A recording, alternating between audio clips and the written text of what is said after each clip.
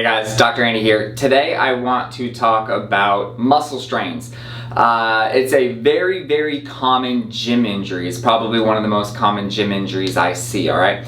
So you have probably heard in the past someone saying, oh, I've got a strain sprain, alright? Those are actually two different words that are two different types of injuries. A strain is not a sprain, and a sprain is not a strain.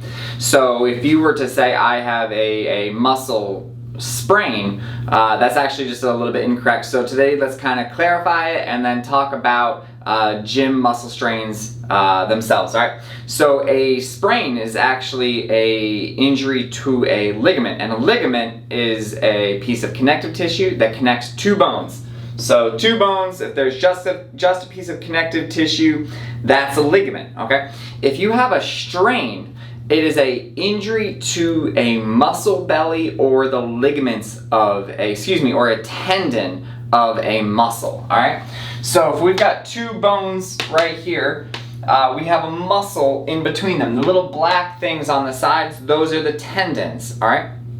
So if you have a muscle strain, it is common in a over pulling or a overstretching injury, okay? So if a muscle, which is normally supposed to be this long, accidentally gets pulled too far, it can rip.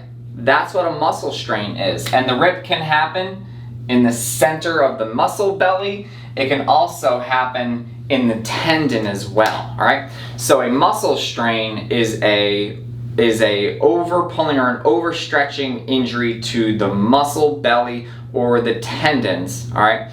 And it's actually like a physical rip injury of these muscles. And again, it's one of the most common forms of gym injuries that we see. It happens typically as we get a little bit tired, towards the end of towards the end of a workout session, and we're just not paying attention to our form as well. And so the form gets thrown off, the weight gets pushed a little bit in a direction it's not supposed to go. As a result, your body grabs, right? If you're doing an overhead snatch, right, and you throw that bar up, and then it goes a little bit too far, you go, and as you try and grab that bar as it goes too far, the muscle is physically pulled, and when it does that, if it goes too far, you can get a muscle strain, okay?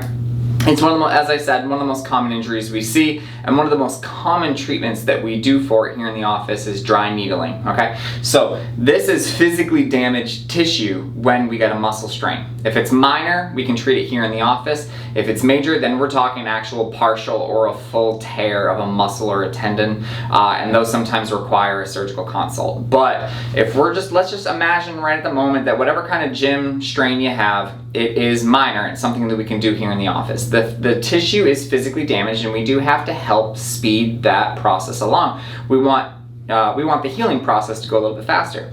So one of the best things that we can do for that here in the office is actually dry needling. Dry needling is fantastic for this type of an injury, and that's because at the actual site of the needle, so if we put a needle directly into the muscle belly right here, that actually speeds up blood flow, right?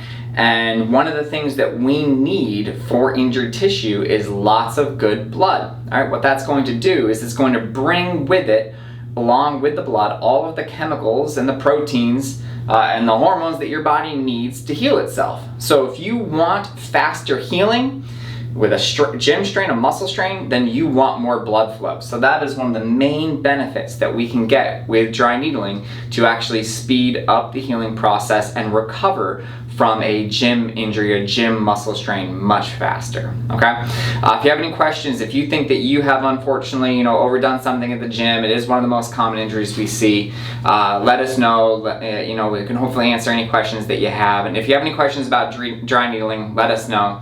Always remember to live with passion and not pain.